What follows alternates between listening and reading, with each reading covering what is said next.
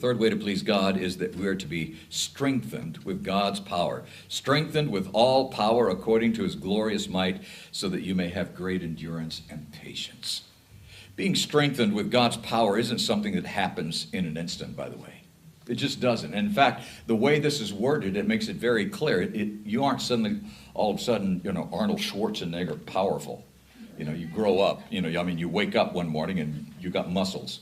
That's not the way it works. You are strengthened. It is a process, and it means that you have to work out and you have to build muscle, and that power, God's power, has to be developed in your life. You have to grow it in your life. It takes time for it to develop in your life. You aren't suddenly spiritually strong. It has to develop through experience and through spending time with God. And as you grow in God, as you mature in him, you discover how to use God's power in your life to handle situations in your life. The fourth way to please God is you give joyful thanks to God. There in Colossians it says that, giving joyful thanks to the Father. You see, thanksgiving is adoration of God for what he's done. That's how you define thanksgiving. Thanksgiving is adoration of God for what he's done. Praise is adoration of God for who he is. But thanksgiving is adoration of God for what he's done. And a lot of times we get all of those confused. We lump them all together. And so we spend time just, thanking God for what he's done, and thank you for doing this, and thank you for doing that, and thank you this. And we miss out on what really it's supposed to produce. Thanksgiving produces pleasure for God. God is pleased with our thanksgiving, our gratefulness.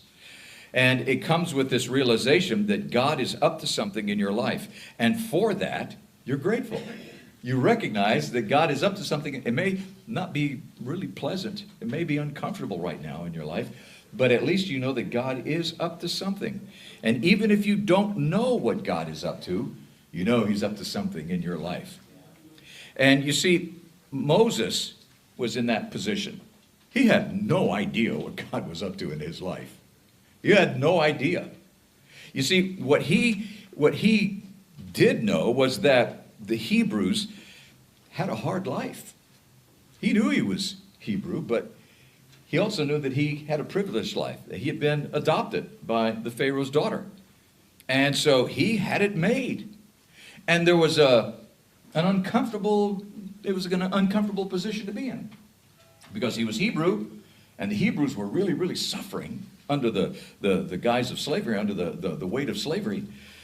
And he wasn't. He had it made in the palace. And so he knew that he was privileged, and he was unsatisfied with that. And in the rest of the second chapter of Exodus, we begin to learn something about the character of Moses. And one of the first things that we learn is that he was flawed. Moses was flawed. I know this is going to come as a surprise to you, this man of God, the man that led the Hebrews through the desert and everything. He was flawed. He had a character flaw. He had several, but he had one major character flaw. And he had to go through a whole series of events before God could use him the way God planned to do. He went through a whole series of things. In fact, Moses wasn't even ready to be used by God. Get this. Moses wasn't ready to be used by God until he was 80 years old. It's about time God started doing something in your life. You see, he was 80 years old. And there was a lot of things that had to be dealt with in Moses' life. Now, I want us to look at this one of Moses' biggest personal flaws, this biggest character flaw, because you're going to be able to identify with I do.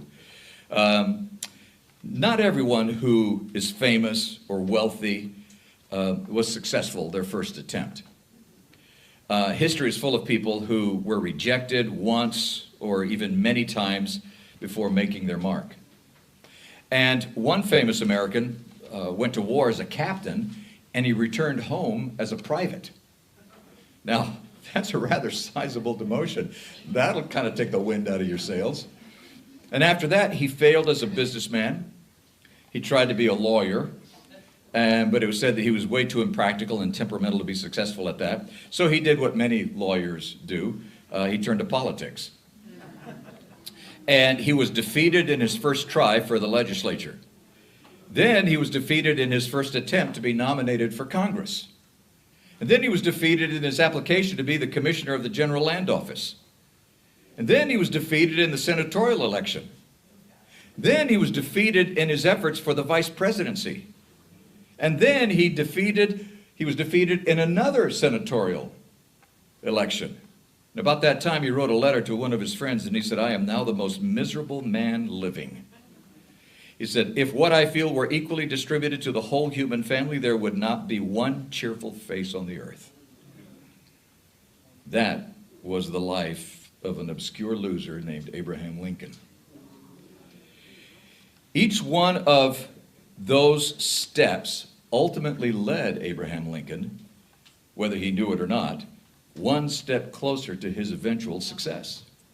One step closer. Every step backward was actually one step closer to success. You see, you never take your first step of success until you take all of the previous steps of failure. The last step that you take before success is failure. You have to learn failure before you can discover success.